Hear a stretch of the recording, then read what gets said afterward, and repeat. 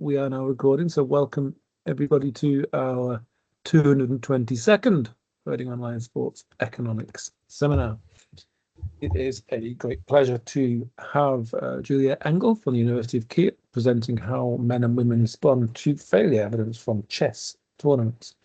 Just before she starts, just to say that we are, as always, hosted by the University of Reading and sponsored by the Sports Economics Review. You'll have seen the reminder this week, which I managed to send after my inability to work technology last week. And there are deadlines, abstract deadlines in there, and conference dates. The relevant abstract deadlines that are coming up that I've got in there, and we'll say that if you are organising a conference and you have an abstract deadline, please do let me know. I'm quite happy to include it. And so February the 28th is the abstract deadline for the third workshop on sports, economics and natural experiments, which has been in Zurich the last couple of years, but will be in Stirling in Scotland this year. The conference itself is going to be, when is it, 25th to the 26th of June. The deadline is coming up in a couple of weeks for that, for abstracts. Then in March, there are deadlines for the Athens University of Economics and Business Sports Analytics Workshop and Conference in Athens. And that conference is in May. There's also going to be March the 31st, the abstract deadline for the European Sports Economics Association annual conference in Zurich. The final one, which wasn't actually on the reminder, is April the 1st, is the abstract deadline for the Kiel Sports Economics Conference, which is on the 7th and 9th of May. Okay, that's plenty enough from me. Julia, you have the usual amount of time, and please do take away your talk. All right, so hopefully everyone is able to see my screen at this point.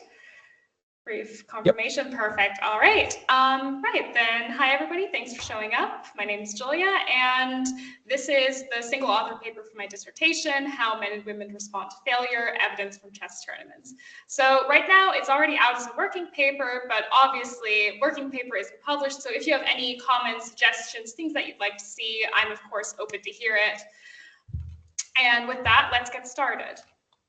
So perhaps why are we even interested in this question? So when we think about a career, if we think about sports, it's perfectly common for things to not work out the first time. So if you think about a career progression over time, failure is a very normal part of that, or is exceedingly normalized. Everyone says it happens. So if we think about a career, this just means that time and time again, you're going to have to put yourself up for new jobs, applications, promotions.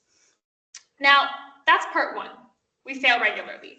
Now, part two is that we have this observation that we continue to find this persistent gender gap in top positions. So if you think about a corporate hierarchy, the share of women typically thins out as you move upwards. So there's a variety of reasons that have been pinned down by this. And one aspect of the literature that I hope to focus on with this talk is this literature that women are generally less likely to enter competitions. And that's been analyzed in laboratory experiments, primarily with student samples. So what we now have is, by the time that we have individuals who's entered into these competitive environments, so we already have self-selection having happened, we don't actually know anything about their sustained persistence within these environments. So how do men and women respond to failure once already competing? Are there differential effects of failure, and is this somehow related to gender? Now, if you're thinking about how do you even study this, you're going to run into a couple of data problems. Studying failure is incredibly hard. If we think about it in more of labor data, you rarely have standardized performance metrics across jobs. Jobs are different, firms are different, they have different values, different emphasis that they place. On top of that, we have compounding difficulty by the fact that even if you do have these evaluations in place, so even if every firm had some sort of standardized performance evaluation system, they might already differ along gender lines. We have evidence that managers, for example, evaluate their female subordinates very differently than they do males. Even in economics, supervisors write different style letters for female job market candidates compared to male job market candidates. So that's problem one, that even if we did have the data, which we rarely do, it might be unreliable. If we think more in an experimental direction, so in a laboratory setting, we can usually only, for financial constraints, track people within rounds or within stages of an experiment, but rarely across an extended period of time, right? So you have one day, they come in, and that was it. So basically, you have three things that you're going to need to combine if you want to study failure. You need a clear success or failure outcome, so you need a definition of what does it look like. Ideally, you have some sort of objective performance measure, so what are they doing? How's the quality of work being evaluated? And thirdly, you have this ability to track participants over time. Now, I think I found a setting that addresses all three of these concerns. So what I'm doing in this paper is I use the chess tournament series played by the top 1% of players worldwide. Again, chess has all of these advantages: clear outcomes, I have ratings, so I know how skilled my players are, and I can use a computer-assisted move accuracy evaluation to measure their performance. And the most important thing is I have a chess tournament series, so I can re-observe entry into different tournaments. So overall, we have about 300,000 games played by 3,500 individual players. And what we're interested in are basically these two time dimensions. In the short run, how does failure affect their immediate performance? So basically after losing a round, how does that affect the next one? And over the longer run, do I see differential re-entry rates between men and women? So again, this ability to answer these two time dimensions. Just to give you a quick preview on what's in store for you, in the short run, we're going to have fairly unspectacular results. So we have evidence that men's performance tends to deteriorate after a loss. So they display this by having a lower move accuracy. So they make more mistakes. They use riskier openings. And women's performance tends to improve, or at least not deteriorating, suggesting that there is some sort of greater stability that they have in processing failures. So that's what's happening within a tournament.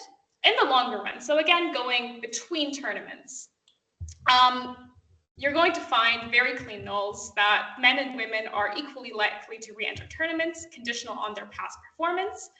And probably for the sports enthusiasts amongst you, the less surprising result that successful players are the first to re-enter, and that those who perform poorly in a past tournament wait longer, but this doesn't seem to be affected by gender.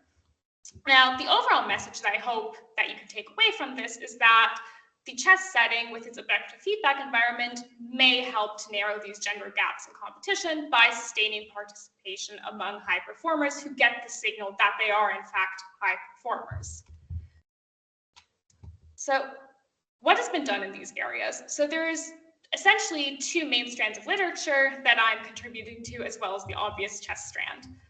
If we think about gender differences in competition, most of the findings that we have are typically from lab experiments, again, confirming at this point fairly well-known things that in student samples, at least, women are less likely to enter competitions, but there's a series of interventions. So, for example, providing them feedback, offering familiarity with the institutional settings, affirmative action measures can help reduce gaps. So while women are less likely to compete, this is a very manipulable aspect, and we can close this gap.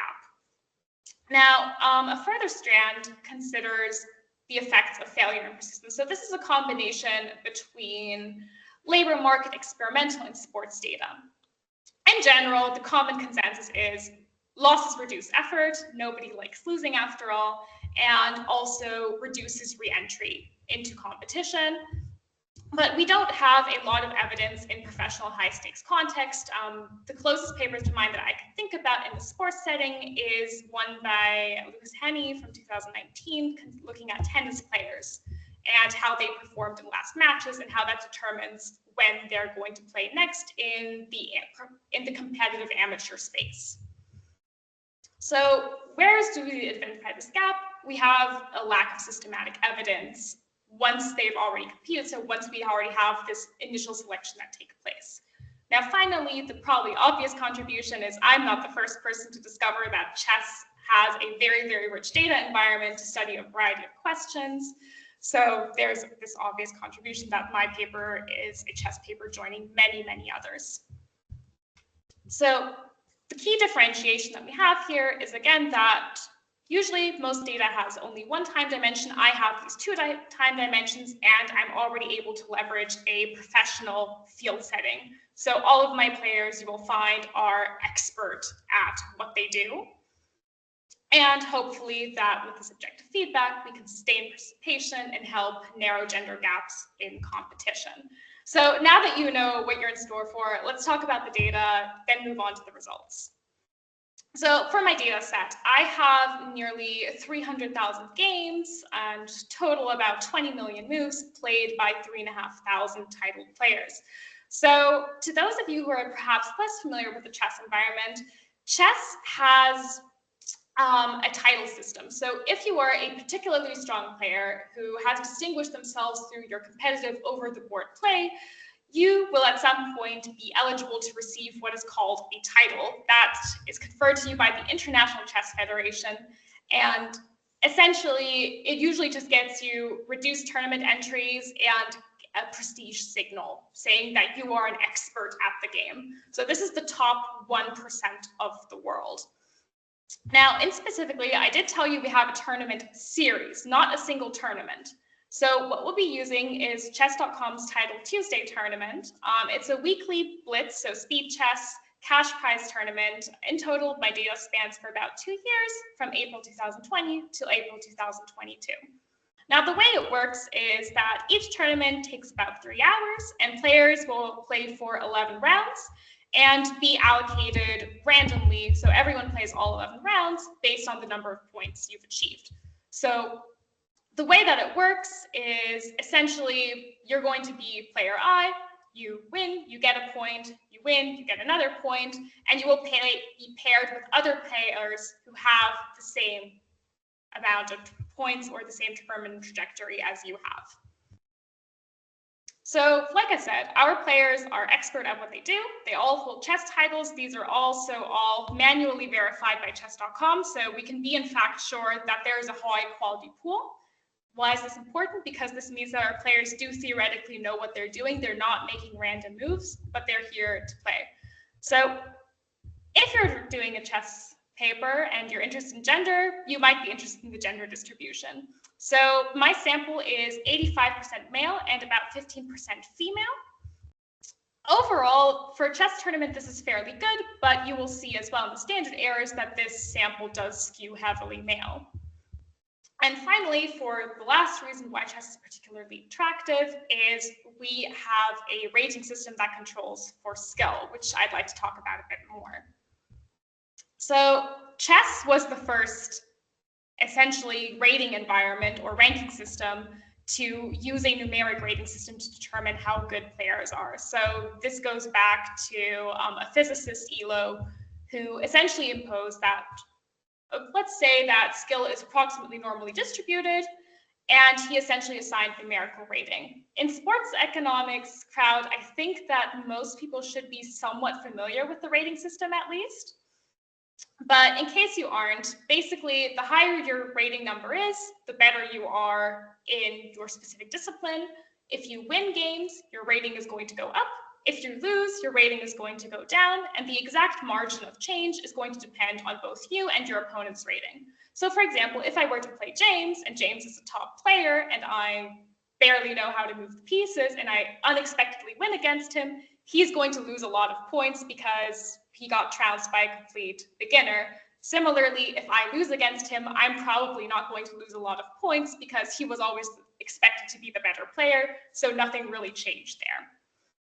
Now, crucially for us, these ratings are also live in the tournament. So after each game, the ratings are updated. So even if a tournament isn't going strongly, every player is still incentivized to do their best because they care deeply about rating points. There's a really great paper by Gonzalez Diaz that came out in Statistics and Econometric Review that basically showed people are sensitive around their personal bests. So that's for the general setting. What are we actually going to be measuring? I did tell you that we're interested in cognitive performance or the playing quality. So what I do is I try to measure this by comparing the player moves to a computer's optimal moves, and this is summarized in a metric called centipon loss. So the idea is that if you play particularly close to how a computer would play, you're making very strong moves, you're leaving very little margin of error, and you're basically taking all of the advantage that you can possibly do in your initial position. Now, if you make a mistake, you're giving up advantage to your opponent and therefore making a mistake.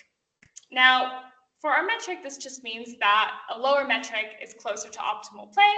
And what I'm going to be doing is I'm going to be averaging this for an entire game. So to perhaps give you an example of how this works, let's take an initial position. For those of you who are not into chess, don't worry, you don't need to know a lot about chess. The computer is going to take a position like this and just evaluate all of the pieces, how strongly they're positioned.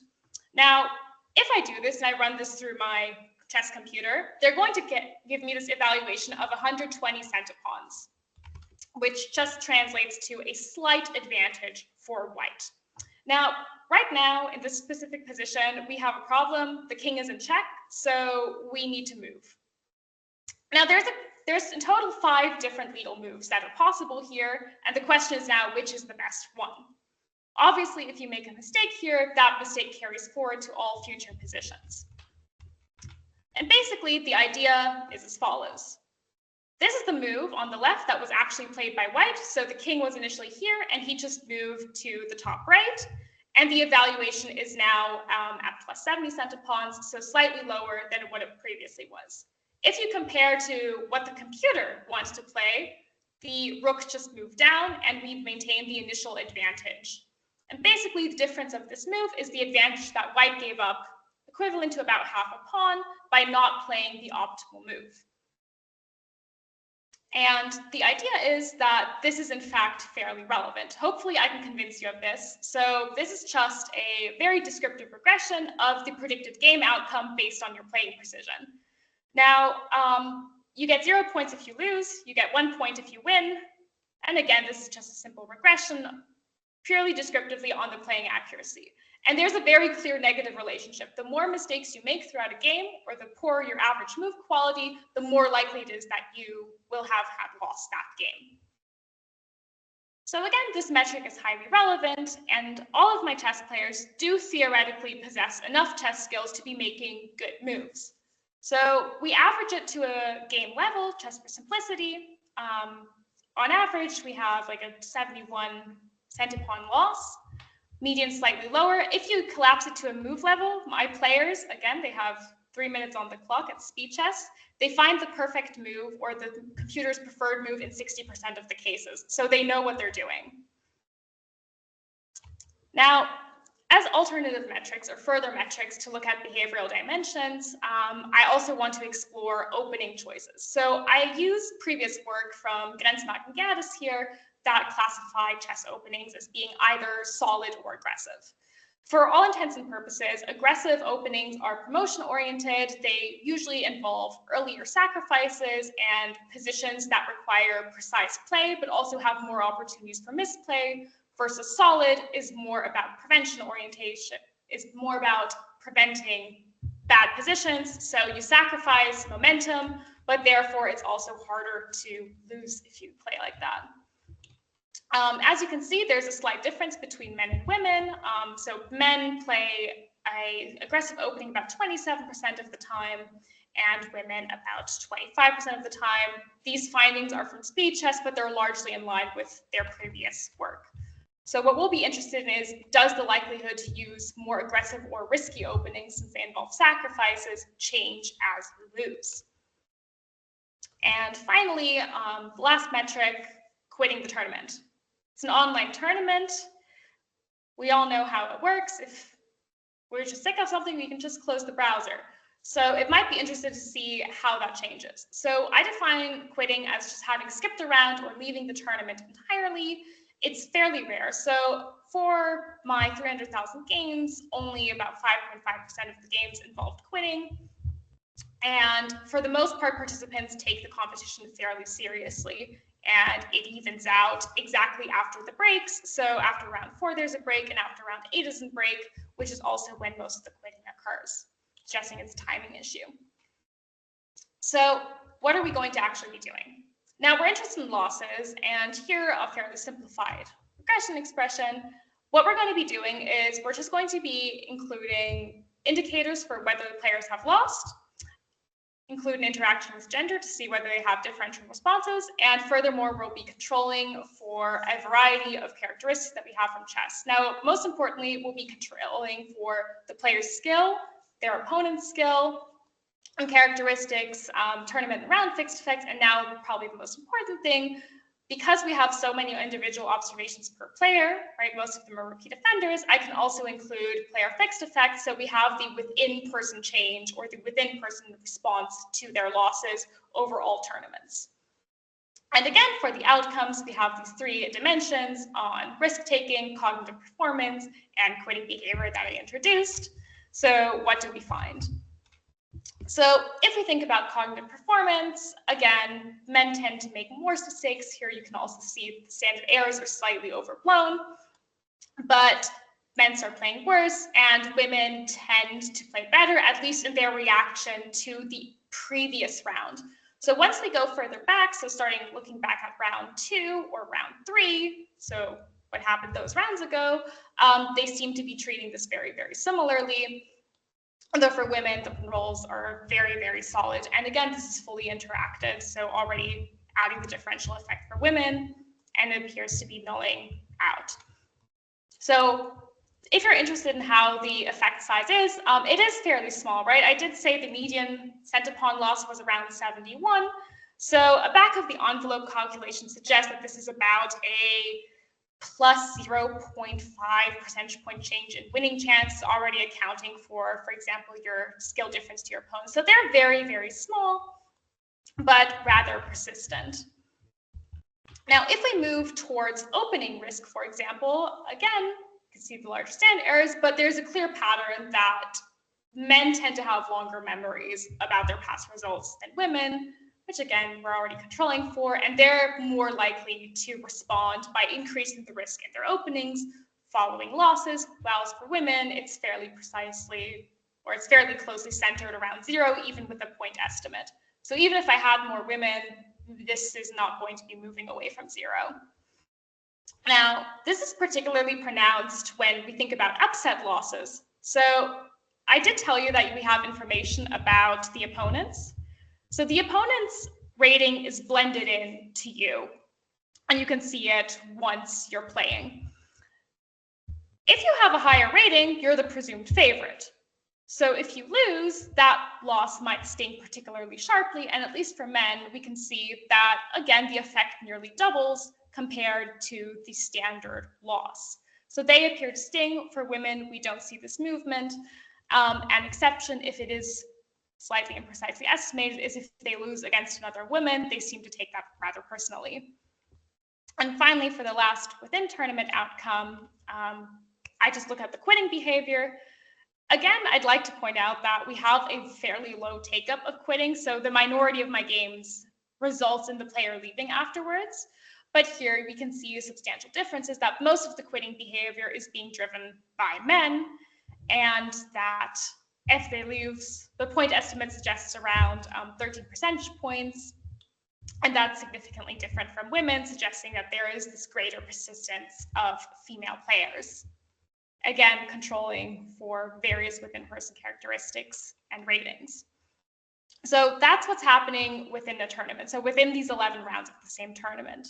The perhaps more interesting dimension is if we think about sustaining competition is what happens between tournaments. So there's essentially 2 dimensions that I want to be looking at. So the obvious question is, when do they play again? It's a weekly tournament, so every 7 days or every week, you're going to have the opportunity to choose, okay, do I play into this tournament again, yes or no? Now, what I'm going to do is I'm going to take all of the choice of my players who've ever appeared in their tournament, from who I know who they are, and just calculate when do they appear next. So approximately, I'll have about 55,000 re-entry choices, and most players who have an identified account play at least twice. Now, again, you can see here the distribution. So we have it about between 0 weeks for a small minority of tournaments at the end of April, where there were 2 tournaments per day, and 20. In the interest of full disclosure, I did cut off the histogram here. So this is wins rise to the 99th percentile, just so you don't have this huge right tail in the graph. But the most extreme observation that we have was that it was about, I believe it was 150 weeks until they re-entered the tournament again. But the idea is that we have this willingness to compete over the longer run. And I did also tell you already that we have essentially clean null effects for any evidence of gender differences, which you're already going to see in this histogram, right? This looks like one graph rather than 2 overlapping graphs. And that's also going to more or less take away my results, that men and women don't appear to be responding that differently to their past results. Now, that's one of the things I want to be looking at.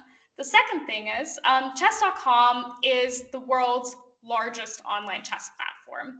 And as a part of that, almost all account information is publicly visible. So what I did is I tracked all of the players' account activity, not just within the tournament, so how did they play within the tournament, but also their account activity between the different tournaments. So what I'll be looking at is here is just how many games in the time format of the tournament did they play between tournament 1 and next competition opportunity in tournament 2. So basically weekly engagement with chess. So again, we've just gone ahead and aggregated this weekly variables. As you can see, there's a fairly sharp spike at 0, where there's basically no account activity, but a fairly long right tail distribution between men and women. But again, you can't really immediately see large distinctions here in the distribution, but men play a bit more, so it's about 3 hours per week, and women about 16 games per week. However, if you do take out a couple of select male streamers, it's going to go about to a mean of 20 games per week for men. So the streamers are just playing a lot of chess and driving up the averages. So what are we going to look at in terms of tournament performance? As sports economics fans, I'm sure that you are all immediately thinking about, for your settings, all right, how do we consider a team's performance? Number of successful passes, points achieved, goals scored, goals attempted, things like that. Similarly to that, chess has their own performance metrics. So what I'm going to be focusing on is a combination of individual level metrics, so relative to what was expected of you as a player given your skill level, and relative performance, so compared to the competition. Now, overall placement is very simply determined, whoever won the most games and who had the best tiebreak score. On an individual level, we're going to basically be considering just how much percent of your games did you win, so the share of games won, or the more common performance rating for tournaments that are also used by the International Chess Federation when deciding whether to award a player a specific title. So we're going to briefly talk about this. Now, basically, the FIDE performance rating is a counterfactual ELO rating that makes your tournament performance statistically likely. Now, it's just going to basically reverse engineer for the tournament score that you got against your players, how strong should your rating have been. Now, the caveat here is that this is a snapshot, right? This is 11 rounds, and it's very possible that you overperform to expectations or underperform for 11 rounds, while the ELO ratings are more consistent over a longer amount of time. Now, what I'll do is I'll just calculate this metric and calculate the difference to their rating, just to have a plus-minus measure of whether they overperformed or not. So if you overperformed, then the performance measure should be higher than your ELO, and if you underperformed, it should be lower, so you should have a negative number. Okay, that was not supposed to happen. And finally, for relative performance, this is probably the more straightforward way of ranking how we think about tournament performance, just replacement compared to others. So I include dummies for whether you won one of the cash prizes, it's $1,000 to the winner, And for sake of presentation, I'm just going to go ahead and group them into quartiles, though deciles and percentiles roughly show the same patterns. So the idea is basically that I'm just going to have a slew of metrics that capture what players might consider when deciding whether they want to recompete or how quickly they want to compete again. So what are we going to be looking at? Basically, very similar regression to before. Again, we're looking at within-person re-entry behavior. So if there's a person who enters every week, we're already capturing for that baseline tendency to re-enter the tournament. Again, individual fixed effects. How did they do in the last performance that they entered? Performance interacted with being a woman. And your current rating, tournament fixed effects, for example, if there's superstars there. And hopefully we can see something. Now, for quartile placement and reentry, again, this is now comparing how fast are you to reenter, and the base group is those who placed in the bottom quartile, so the bottom 25%. And here you can see a very nice linear pattern, essentially showing that the better that you did in the tournament, the more quicker you are to reenter. At the most extreme version, in the first quartile, you're about 2 weeks faster to reenter compared to those who really did not do well. And it's more or less a linear trend. Now, what I want to call your attention to here specifically is that even the point estimates, even if we abstract from standard errors, the point estimates are already incredibly close for men and women, and you cannot get them significant at any level. Like, these are very, very clean zeros. And what we take from this is, at least conditional on past performance, the re-entry patterns aren't changing all that strongly. So the players seem to be taking the same information away from it.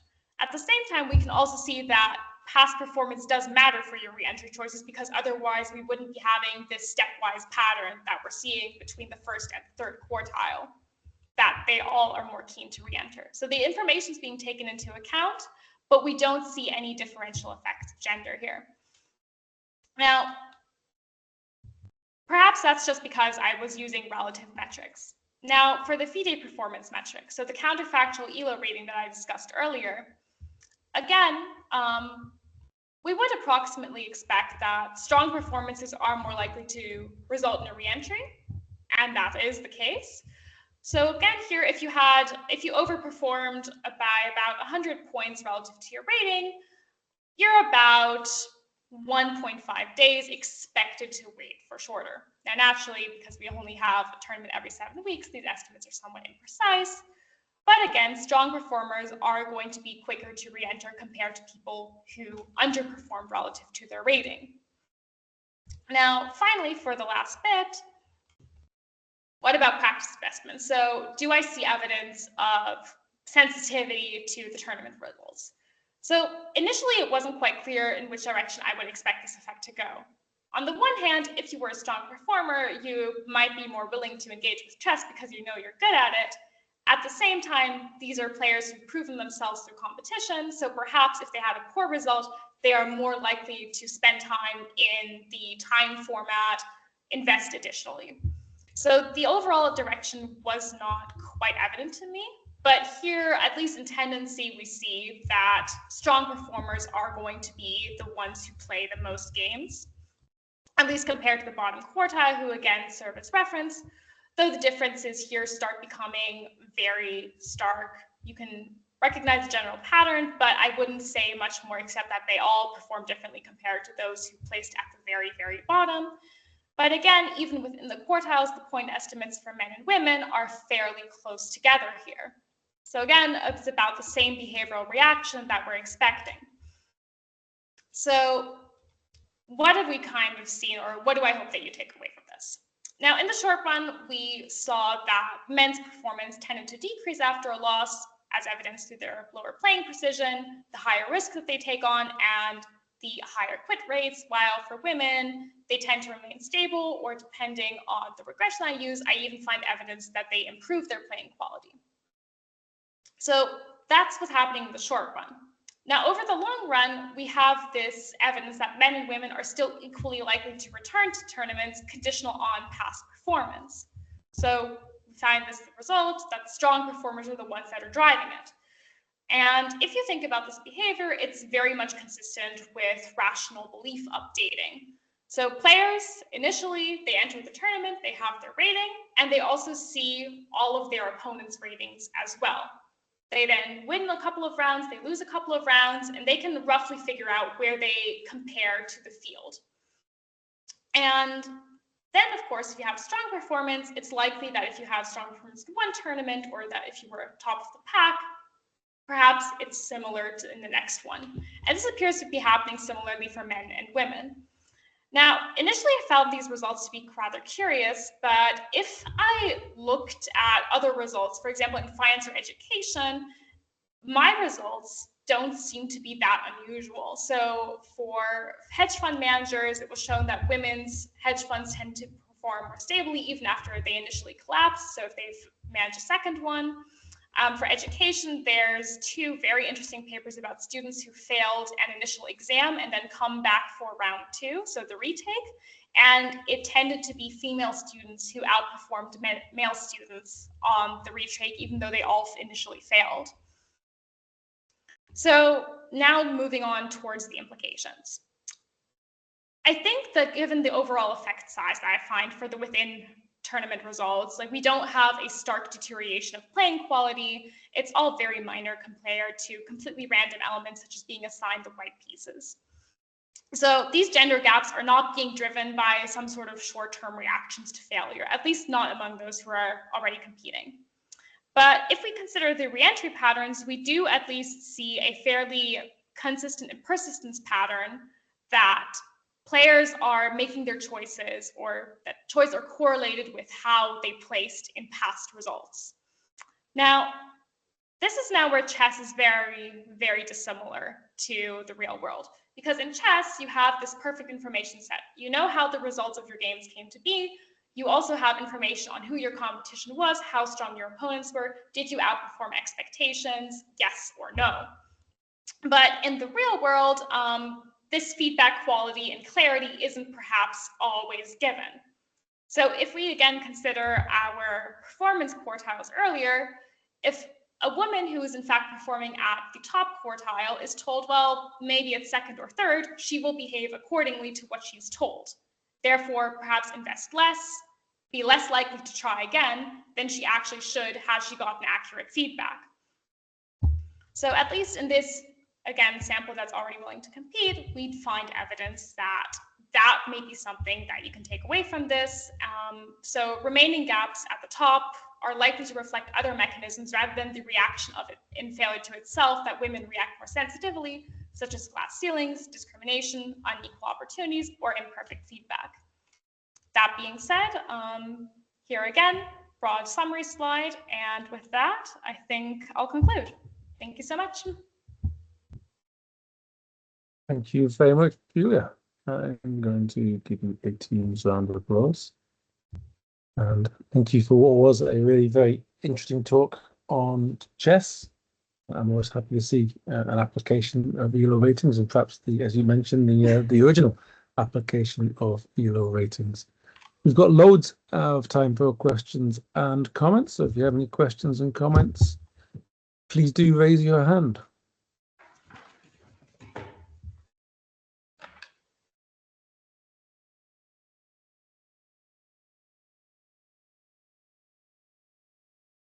Dennis.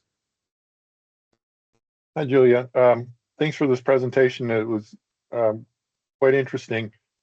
My first question, I may have others, relates to the difference between move accuracy and riskiness. Because it seems to me that those two things, there must be some correlation between them. And so I don't know if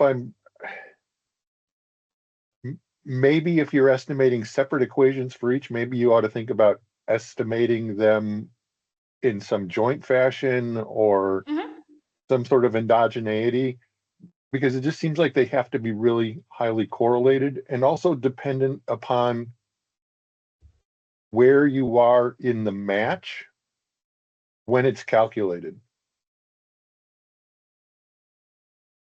Would you mind clarifying what you mean with where I am in the match, just so I make sure that I'm not responding to something that you're not trying to say? So at the opening, there's an enormous number of openings, and to say that one is more accurate than another seems, to my very, very uninformed notion, really kind of a silly concept, because you can start all sorts of different ways. How would the accuracy be measured? And also, how would risk be measured? But 5 moves in, now you've got a setup on the board, and what's the best move makes sense. But it also could be that the best move in some way is also the riskiest move or the least risky move. Okay, I think I got it. So to answer your first point, whether there's a difference in move accuracy and riskiness, the two are interlinked. So I've experimented around a bit with excluding, for example, the first 15 opening moves, which is commonly accepted to be about the threshold for like when openings end and the middle game starts. And the effects appear to be entirely driven by the opening. So it's really that it appears to be, at least correlationally, that it's men making different moves in the opening that result in these worsened chances. As to how I define risk, so you said you're not deeply into chess, correct? Correct. I mean, I know how to play, but I'm not very good at it. All right. Absolutely fine. I'm not good at chess either. All I know is how to use the chess computer. But there is this thing called the Encyclopedia of Chess Openings. So basically, it's a categorization of 499 openings. So you can think about it as a tree depending on what's being played. And this paper that I referenced, they asked a panel of chess experts to rate each of these 499 openings as being either aggressive or more risky, or solid and defensive. So what I do is I take my games and the opening classifications that were assigned by chess.com. So they compare it against their existing openings database and just map the classifications from the perspective of white and black on them. So it's not being decided by, oh, this is the cutoff, 15 moves. It's being decided by chess.com. Basically, when do you leave the main line and things like that. But I agree, a joint estimation might be beneficial to do here. And I should have enough power. Like, I have enough observations to do it. Thank you. Thank you for your question. Thanks, Dennis.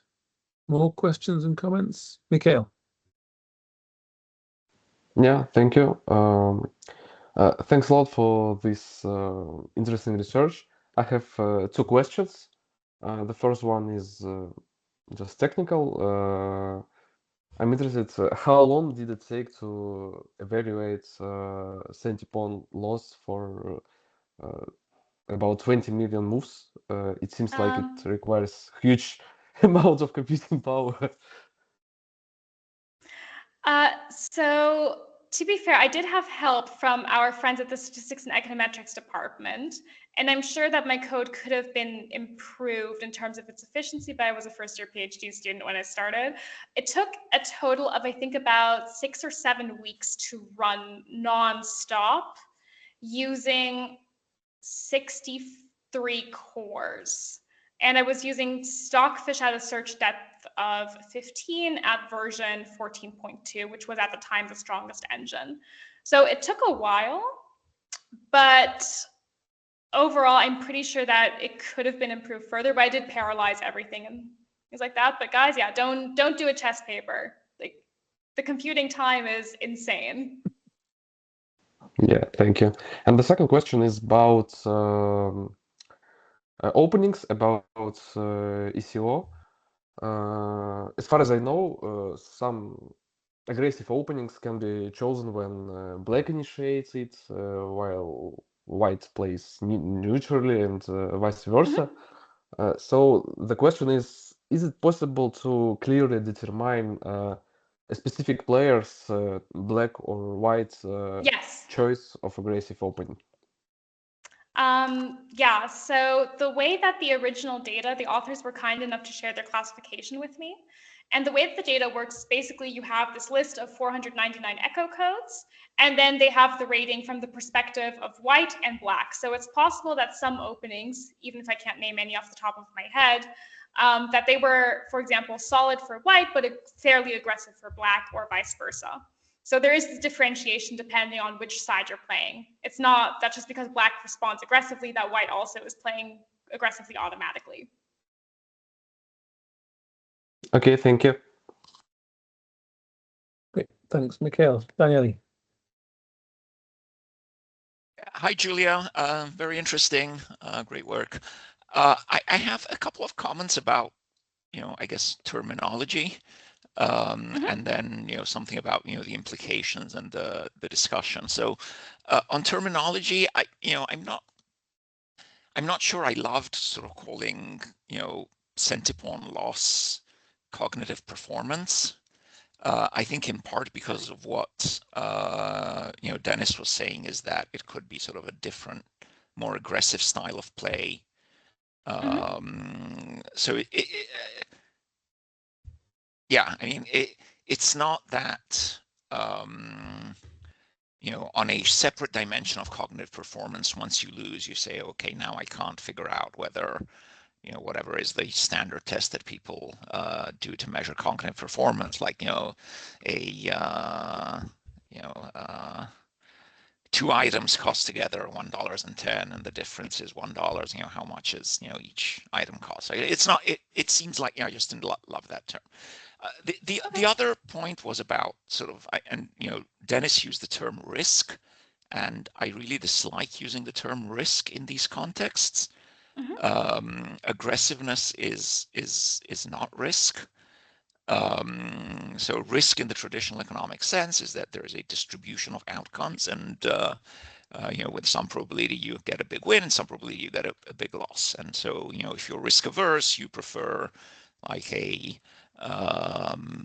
to reduce the variance of the choices you make. But in a sort of zero-sum game like chess and other contexts, there is some move that either increases or decreases your probability of winning the match, right? And the only thing you care about is really winning the match. And so there's really no notion of risk. Now, aggressiveness, I don't know how these sort of chess experts rated aggressiveness, but I trust that they know what they're doing, and some moves are more aggressive than others. I know how to move the pieces, but I am not at all a chess player.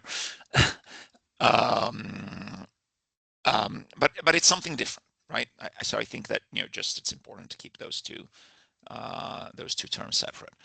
On the implications and discussion, so you gave some examples in which you see that sort of women persevere more and sort of are more resilient to losses. I think that was one of the examples from education and finance, or they perform better once they failed an exam.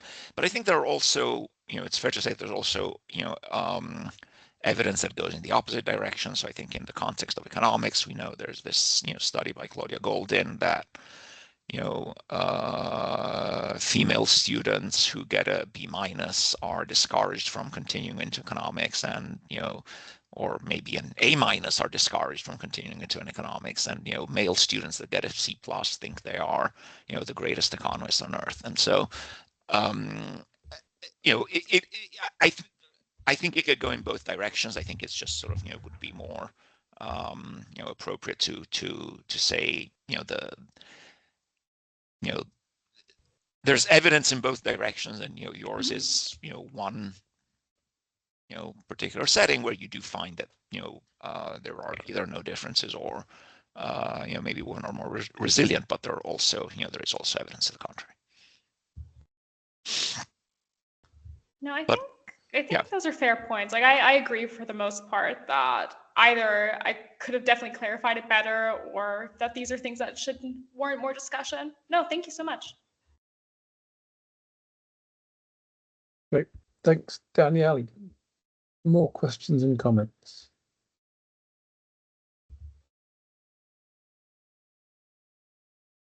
back to Dennis.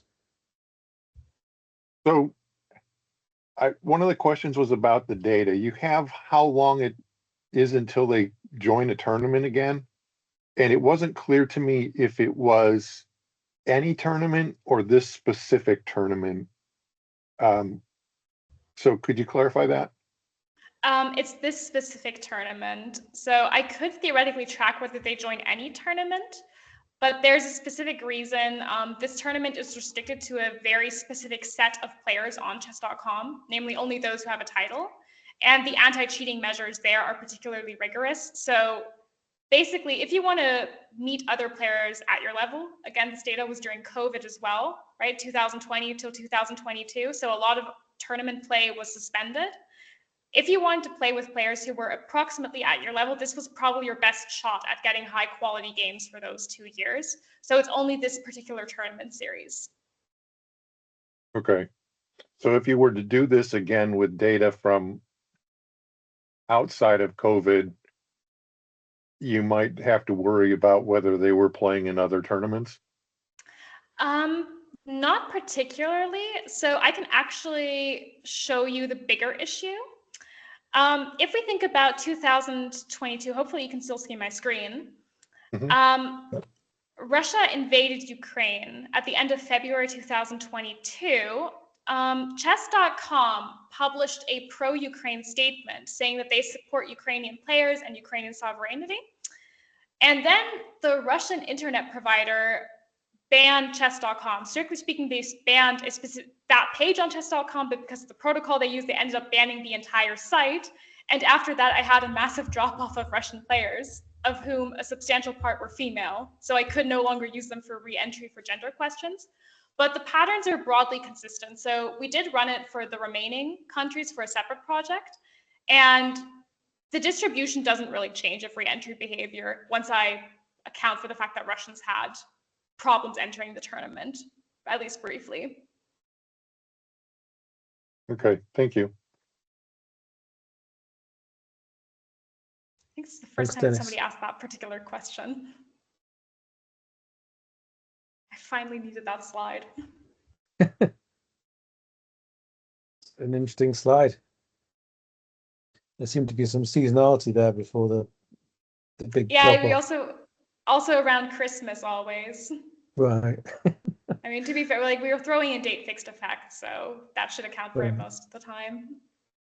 Danielle. Yeah, so this is just like a minor thing when you're showing these additional results on upset losses. So you define an upset just if you lose to a player who has a higher ELO rating, regardless of it's whether sort of 1 point ELO rating higher or 300 ELO rate points higher. What if you just look at big upsets, or are those just too infrequent? I can't. It's a fair question. I can't answer it, unfortunately, off the top of my head. So the definition right now is just: is it equal to 0? Is it great or smaller? So right now I'm being fairly strict about the cutoffs. I can look into like whether it's plus 100 or 200.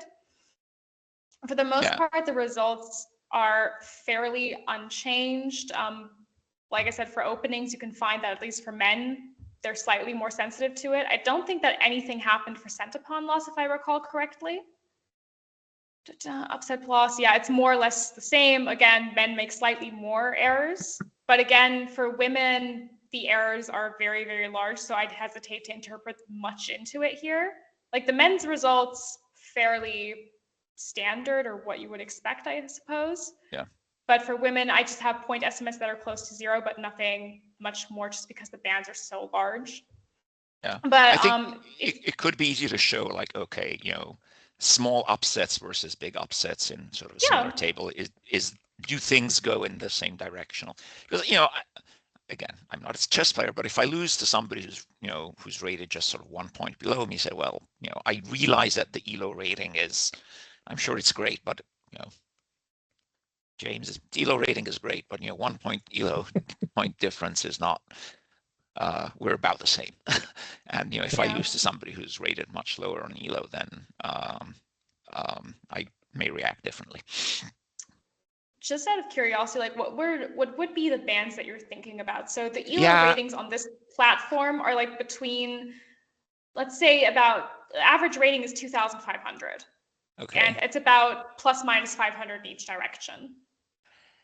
Yeah, I mean, I think you had, there's the formula that translates the ELO rating into probability of winning or losing. So, if say that your probability of winning was greater than 65%, 66%. Okay, so that's you were a pretty strong favorite, right? And you lost. That seems like a big upset. But all right, I mean, yeah, it's pretty arbitrary. You can just put in a continuous interaction and see how that matters. No, but I think it's worth exploring. I mean, it's certainly not hard to do once I've already cleaned the data. So no, it's a good point. I appreciate it. Great. Thanks, Danielle. Welcome. Dennis. I'm excuse me. Sorry for asking so many questions, but I'm really kind of fascinated by this whole process. So you said about leaving the tournament, and it wasn't clear to me if you leave after a match, if you can return. So is there some strategic value to saying, no, I'm not going to play this round? I take that as a loss, and then I get to play in a different position because of that, and I could go farther in the tournament in such a way?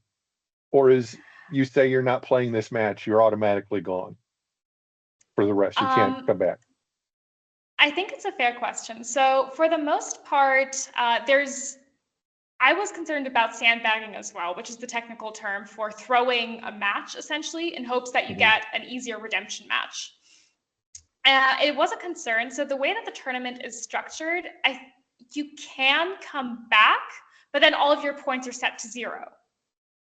So that doesn't happen.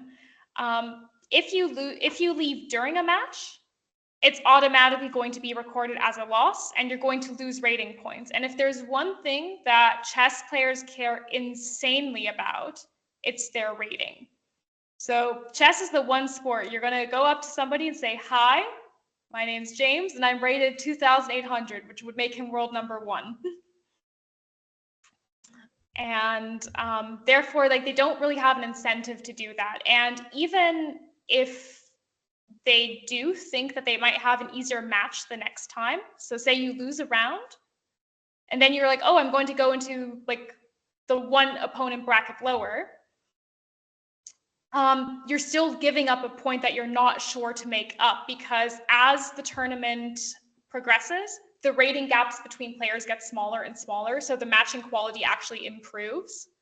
So you're still going to have a hard fight in the subsequent rounds. So it seems like perhaps a player might do that, but there's no real rationale for doing so, because you're giving up a certain point or a draw to maybe claw it back at a later stage. And you're still clawing even if you win your round. Okay, so if you leave the tournament and you want to come back, you said your points go to 0.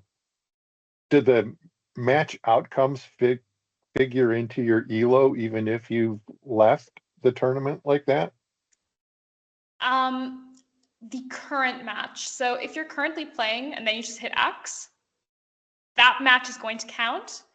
But then because you've left the tournament before the next pairings happen, because again, they're based on, where is it? Institutional background. Theoretically, we have a slide that explains how the pairings work. So if you leave before you're assigned into the next opponent pool, then you're good, and you're not going to be assigned someone in the next round, and you're not going to play, therefore you can't lose rating. If you leave during a game, you'll lose rating points for that specific game. And they'll usually send you a nice message saying it's unsportsmanlike to leave. Please don't do it again, or you might be banned. Okay, so what if, looking at your chart, I'm player I, and I won this first match, and then I backed out of the second match. Does that first match outcome figure into my ELO or not? Yes, it does. Okay, so every match you play figures into your elo, Yes. but it every single doesn't game is necessarily, incentivized. okay, doesn't necessarily count for points towards this tournament, but it does affect your elo. Yes. Yeah. Okay, great. Thank you.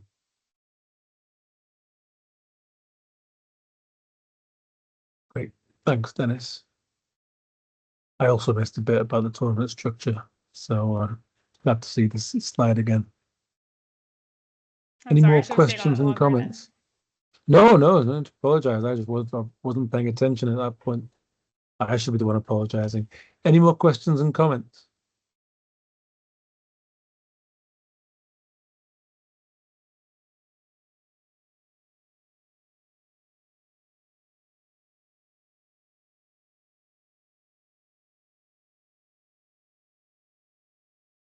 I think is a statement that you gave a very comprehensive presentation, Julia. It was a really interesting talk, and covered all sorts in terms of player reactions to